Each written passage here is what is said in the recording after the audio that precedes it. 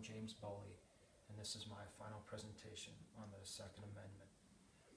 I want to start off by saying I chose this subject simply because um, being in the military, I was a weapons specialist, and at that I was a unit armor, is the military term. So this subject touches a chord, strikes a chord within me, and I wanted to learn more about it from the founding fathers' perspective and gain some insight and knowledge and try to figure out exactly what they were thinking, if I could. The right to bear arms is just as a right as it is to freedom of speech. And the Second Amendment is not always clear. It's kind of vague in a lot of ways. So the questions that I would ask is, what during that time, what exactly did they mean? Because in that time they didn't have the weapons that we have now. So these are type of questions I want to try to figure out. So hopefully through this you can figure that out. So the issue, it's a very controversial topic in today's society, with all the mass killings and murders with these type of weapons that are able to kill hundreds and thousands of people at one time. Well, we've seen it in the news. Very, very important issue that we need to address. Times have changed since the 18th century. Then the weapons weren't what we have now. And again, the Second Amendment, a lot can be drawn from it, but it is very surfacey. Another question is raised: who should be allowed to possess these type of weapons? Mentally ill, felons, and there's the semi-automatic weapons. Who should be allowed to have those?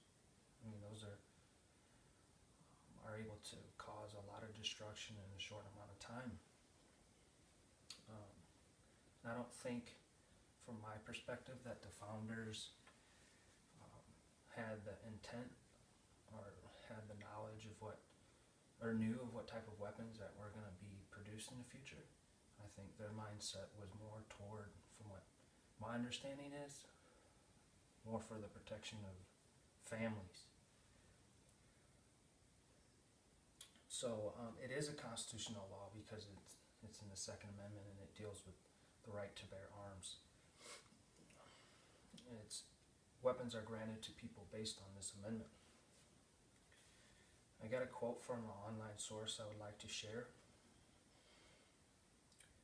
Although some statutes appear simple and straightforward at first glance, you may find upon further examination that the terms of the statute do not directly address your legal issue. Statutory terms may be ambiguous because the enacting legislature did not consider the factual situation that you are analyzing when the statute was being drafted and debated. Additionally, changing circumstances might require that an old statute be applied to new issues that the enacting legislature did not expect or could not have foreseen. So again, the founders could not have predicted the future, could have looked 200, 300 plus years down the road, been able to see the type of weapons that we possess today. Again, I think it was more for protection of families.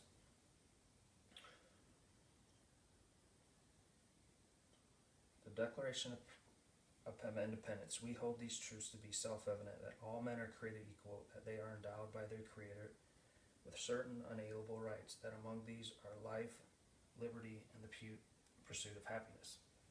Divine law. God is in control.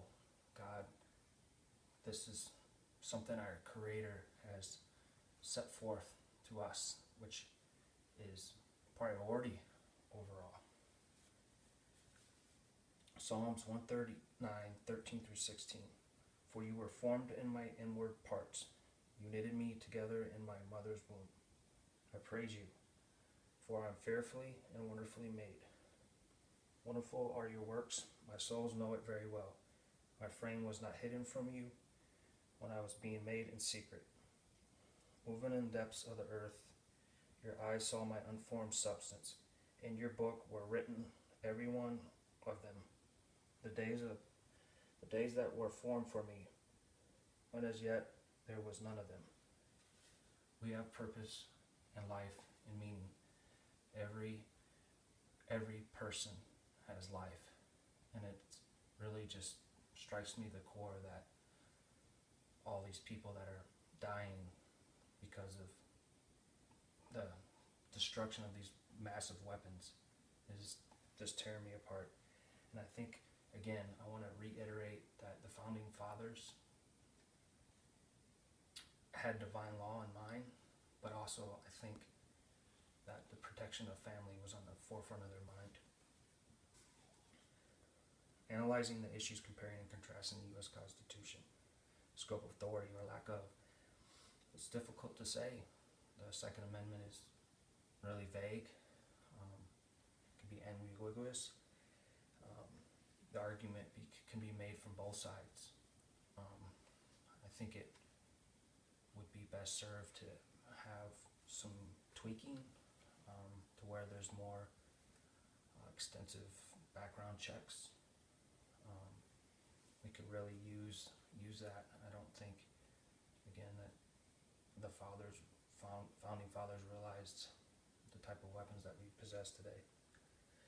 And the Second Amendment clearly states, a well-regulated militia being necessary to the security of a free state, the right of the people to keep and bear arms shall not be infringed. The lack of specifications on the Second Amendment create a lot of confusion and leave a lot of room for interpretation. It doesn't hold a lot of direction.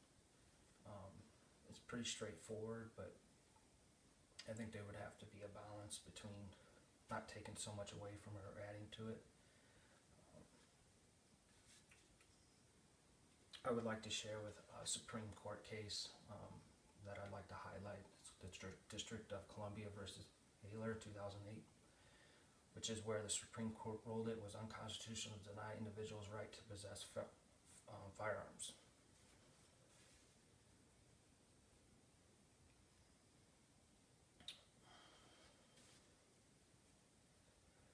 Discuss how Christians should integrate the biblical worldview. So for this, I would like to share a verse that pertains to this portion of the discussion. 1 Timothy 5:8. But if anyone does not provide for his relations, and especially for his members of the household, he has denied the faith and is worse than an unbeliever. Exodus 22:2-3 states, if a theft is found breaking in and is struck that he dies, there shall be no guilt for him. But if the sun has risen on him, there shall be blood guilt for him. He shall surely pay. If he has nothing, then he shall be sold for his theft. And finally, one last Bible verse, Luke 22:36. But not let the one who has a money bag take it, and likewise a knapsack. It is crucial to advocate for biblical meaning and biblical worldview. Every human life is precious. That's why it is important in today's society with the amount of killings in schools, in churches, you name it, any place you can name, there's been mass killings by a lot of people. A very serious issue, and the Second Amendment comes up quite a bit in the news, and there has to be something to be done. The first thing that comes to my mind is extensive background checks. And in conclusion, I would like to continue to advocate for the correct constitutional law interpretation. Everything is directed back to moral law and divine law, as God being the supreme judge of us all. Again, a very serious issue going on in today's society. And I think my final conclusion would be divine law should rule over all. Everything should be pointed back to God. We should love each other. We should figure out how to make the Second Amendment better and tweak it, gear it more toward what type of weapons that we're able to access, who should be able to access it. Again, mentally ill, felonies, how do we deal with that? So this concludes my presentation. Thank you for listening.